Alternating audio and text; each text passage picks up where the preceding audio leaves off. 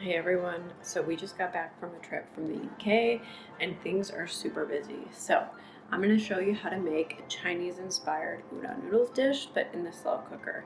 Basically what we're going to do is make the sauce and the veggies, put them all in the slow cooker for them to cook for about 3 to 4 hours on high, and then we're going to boil the noodles on the side. And anytime you want to serve yourself, you will make the noodles fresh because that way it'll taste the best. You can cook all the noodles all at once, but it does make them a little stodgy in days after. So for meal prep purposes, we're going to do it this way. Make sure to follow and subscribe to the channel for more videos just like this. I post every single Friday and daily shorts. Let me know what you think about this recipe in the comments below, and enjoy.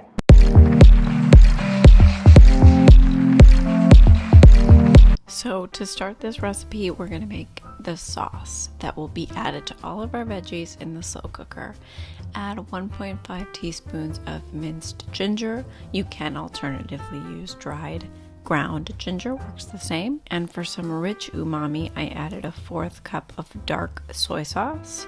For spice and an extra spicy kick, a 1/4 cup of chili garlic sauce. You can use sriracha as well, and 2 tablespoons of regular soy sauce or tamari if you are gluten-free. For that 5 spice, we add a teaspoon of Chinese 5 spice, up to 2 teaspoons if you prefer, and a tablespoon of regular white sesame seeds. For just a little bit of Indian inspiration, I added 1.5 teaspoons of asafoetida for an oniony garlic taste. You can alternatively just add some minced garlic. For sweetness, I wanted to do something different, so I added a 1/4 cup of blackstrap molasses. You can definitely use maple syrup or some vegan honey. With a whisk, combine until really nice and homogeneous.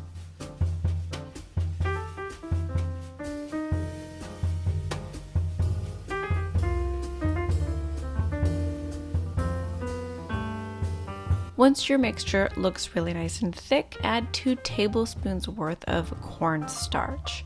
I love to add cornstarch to my Chinese/Asian inspired recipes. Following this step, we will basically just dump all of our veggies into the crock pot. Okay, the sauce is really simple. For all of the other remaining ingredients, I'm going to be using frozen. The only reason why I'm using frozen is because before we left to go on vacation, I purchased all of the ingredients for this recipe and I didn't want to waste them. So I pre-cooked them, and they're sort of like parboiled, and froze them. But all of these vegetables can also be used definitely from fresh. So just a little bit of a caveat here, but it should turn out just the same. So I like to set my settings before I add all of my vegetables, and as I just mentioned, you can prep your veggies from completely fresh. Add 1 bell pepper. I like to cut it in long strands. You can dice it if you prefer. 5 to 6 cups of button mushrooms, fresh or frozen, whatever you prefer here as well, and half a napa cabbage and 3 shredded carrots. I did shred the cabbage and the carrots alike because I think they add a really nice texture with the noodles. For protein, I added 1 block of firm tofu, and I completely shredded this as if I was making sort of a tofu scramble, tofu egg in the morning, because it provides the perfect texture for these noodles. If you prefer whole tofu, you can definitely add some separately from the sauce or leave them in large chunks in your slow cooker. Add all of your sauce and let it cook away while you're busy doing other things.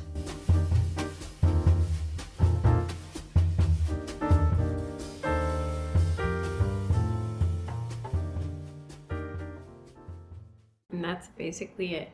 If you're cooking from frozen, I'm going to check in on my mixture probably every hour, simply because the vegetables will defrost and I want to mix them so they are homogeneous with the sauce that we made. I want to cook it on high because the sauce contains cornstarch. You do want that cornstarch to boil just a little bit, and that way, A, it makes cornstarch digestible and safe to consume, and secondly, it allows the cornstarch to form a thick sauce that is very iconic in all kind of Chinese cooking. So yeah, that's basically it.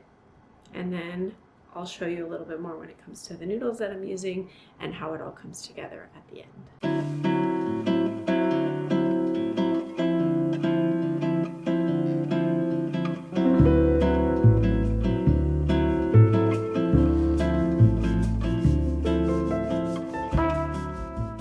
So I just cooked the mixture on high for about 4 hours.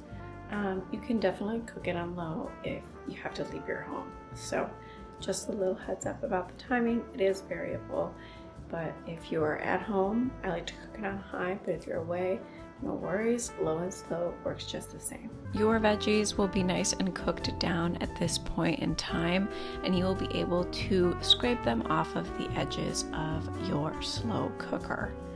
At this point, you can store them. I like to put them into some Tupperware and use them according to the portion that I want every single night. I like using this method because if I were to cook the noodles all at once, you can definitely do this, but I at least recommend that you don't cook them in your slow cooker, because that way everything remains really, really fresh every time you want to enjoy this meal.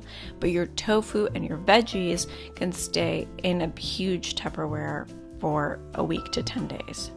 I prefer Japanese udon, and I chopped up some fresh cilantro on the side as a topping. You can add some lemon juice or lime juice as well. And I prefer these udon noodles because they're really easy to cook and they don't have that thickness in udon noodles that some people love. I definitely love them, but I was looking for something a little bit in between. So these Japanese udon noodles were the perfect choice. These udon noodles are prepared by boiling water beforehand, similar to spaghetti. You don't salt the water. You can if you want to, I suppose, but there's enough salt in these noodles anyways. And you just drop them in and cook them for about 6 to 7 minutes until fully cooked. These noodles will rise to the top when they have been cooked to a pretty nice tenderness, but as always, make sure to taste test your noodles so they're not being served raw or overly cooked. There's really nothing worse than overcooked noodles in my opinion. Dump all of the water and reserve your noodles for when you're ready to cook everything. Once you're ready to assemble, I take a decent portion of that veggie and tofu mixture with our 5-spice sauce and put it into a pan on the stovetop. I prefer to do this over the stovetop. It just comes together much better than a microwave or anything like that. I dump the noodles I'm going to enjoy for that serving or whomever I'm serving, and I combine all of the hot ingredients with some chopsticks because I think this works quite well and it's quite simple. And I mix until all of my saucy ingredients are combined with the noodles. Cooking them on the stovetop also enables the noodles and the ingredients in your meal prep to warm up so they're ready and hot when you're serving. Spoon the desired portion of your noodles into bowls, and since this doesn't really need much else, I like to add the chopped cilantro on top. This meal prep, as I said, is best served separately. I like to cook the noodles each day because that way the meal prep feels fresh and it doesn't feel old every single day. But the beauty of the slow cooker is that the sauce, the most tedious portion to make, is already preserved and will stay relatively fresh in your fridge for up to 10 days. I really hope you enjoyed this recipe as much as I did. If you guys enjoyed this one, be sure to subscribe to the channel for recipes every single Friday and let me know what you think about these slow cooker meals. I love them and I'm going to feature them so much more every single week. Thanks for watching to the entirety of the video and I hope you have a wonderful weekend. Cheers.